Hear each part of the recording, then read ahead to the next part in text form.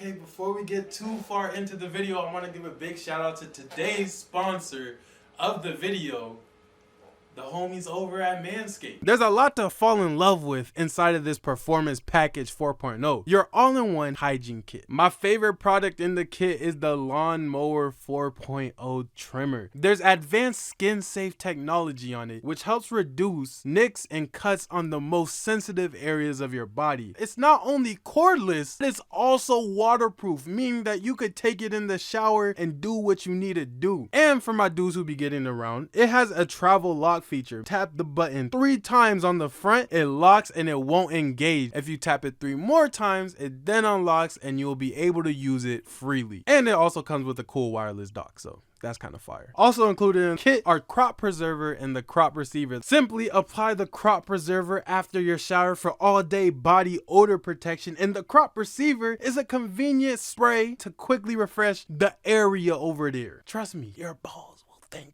And lastly, the Weed Whacker. These things have 360-degree blades in them. It also has the same skin-safe technology. So, for a limited time when you guys buy the Performance Package 4.0 kit, you get 2 free gifts: the Shed Travel Bag and Manscaped Anti-Chafing Boxer Briefs. Fire. Go to manscaped.com, get 20% off, promo code Stanley in all caps.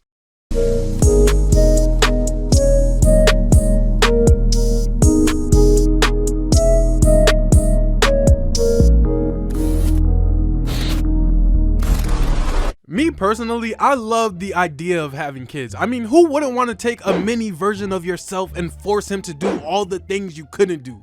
I mean, I'm not doing any of the important parent stuff like taking him to the hospital or, I don't know, feeding him. I'm gonna just tell him what my parents told me. Walk it off. And if we being for real, no child of mine should be getting injured anyways. You got Haitian blood in your veins. So off rip, you're immune to disease, viruses, colds, and fall damage. If only we were immune to when the ground shakes. But growing up, I forgot that it's not only about me. No matter how perfect my genes may be, once you add a shorty into the mix, they automatically turn into jeggings. And depending on who you have a kid with, you can end up with leggings. Meaning that kid will be nothing like you, which is fine, you know, for regular people, but I'm an amazing human being. So I want my kids to be exactly like me, which means my wife also has to be exactly like me. I went to school for 3 things, okay? 1, so my parents didn't abandon me in a parking lot. 2, so I can get a good job and have a successful career that can save me from this syrup sandwich diet I'm on. And 3, to bag these shorties who I never really liked, but since they were in the vicinity, I had to work with what I had, which wasn't much, by the way, considering they were all tatted, smoked, drank, or sold drugs. Like, where am I? Euphoria? There's more underage substance abuse in high school than a Disney Channel set. So whenever I find a girl who doesn't partake in those activities, it's always an automatic green flag. Not to say that the girls who smoke, drink, etc. aren't attractive. It's just that if a girl had a twin sister who didn't do those activities and I was forced to pick between her or the sister who doesn't abuse substances,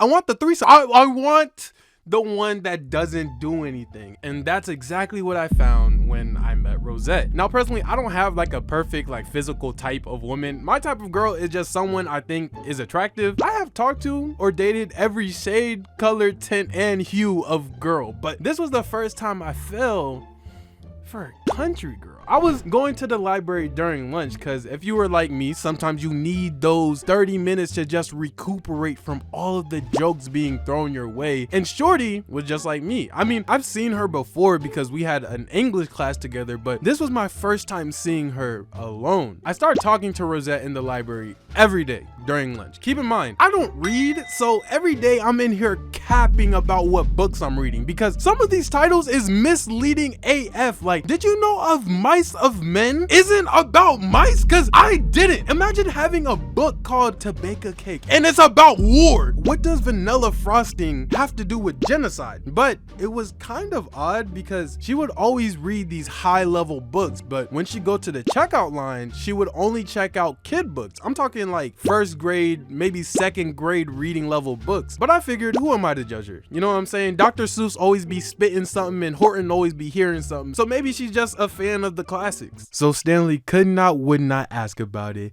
He could not, would not talk about it. But Stanley could not, would not leave without it the information he could have, would have to see about it. So one day, my curiosity got the best of me. And I'll never forget this. Our English teacher paired me and Rosette into a group project together. And that's always been one of my dreams, to be paired with my crush on a group project. Even though it was an in-school project, it was like for 2 weeks. So this gives me time to get even closer to Rosette. And we didn't start dating yet, but it was like a situationship. And when I take an interest in someone, I notice like small random things that I shouldn't notice about them. And Rosette has this brown satchel-like bag that was kind of old, but in a vintage way, not in a used way. Like, I wouldn't be surprised if Indiana Jones was her father and she had an Egyptian artifact in her bag that we had to put back before the sun hits the school flagpole or something. But every day I would notice more and more markings on the bottom half of her bag. We've been talking for like 2 months at this point, so I just ask her out of suspicion, hoping that what I think is going on isn't what's going on. Hi,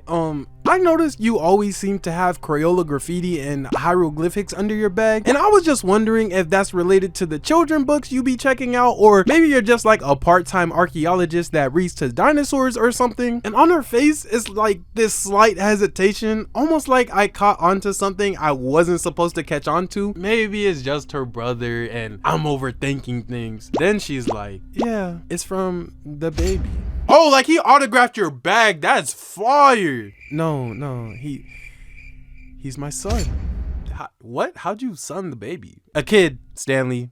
I have a kid by my ex. You have a what? First of all, you look great. First part of it is no joke. Second of all, you don't think that telling me you have a kid is, I don't know, important? We are on the cusp of dating and you chose now to tell me that you have another person's baby. Just cheat on me. At least that doesn't have an effect on my life for the next 18 years. I was in shambles, dog, because it's not only the baby, but if you can hide something that big from me for 2 months, what else are you hiding, you know? And also, I can't have my son at risk of not being a D1 athlete. I got all these great tall athletic genes, and who knows what the dad has. Like, he could be a 5'1" male from Scottsdale, Arizona who's bald with bad knees, and I can't raise that. Needless to say, we stopped talking right then and there, not only because of the baby, which is a valid reason on its own, but because of the lies. Like, I felt like if I never asked, then she was never gonna tell me. And I can't have my kids being made up of 50% cap. I'm supposed to be raising a quarterback, not a snapback.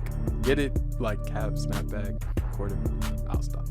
The way I see it, if I was in her position, right, and I had this big secret that could potentially alter the course of an entire relationship, I would just tell my significant other. Like, there's no point in wait. Like, be mindful that there's no secret that time does not tell. Your significant other is gonna find out one day anyways. So why wouldn't you tell them up front instead of wasting all this time, investing all these emotions for them to just up and whoosh one day, and now you're left single and hurt because you didn't want to tell them up front. I don't know, maybe for her it wasn't the right time or something, I guess, whatever. But like, it doesn't make sense to hide something. You can avoid a lot more stress in your life by being upfront. But you know, what do I know? I'm just a 21-year-old animator who makes videos in his room and talks about girls, and also wants D1 kids who don't do drugs. So like, with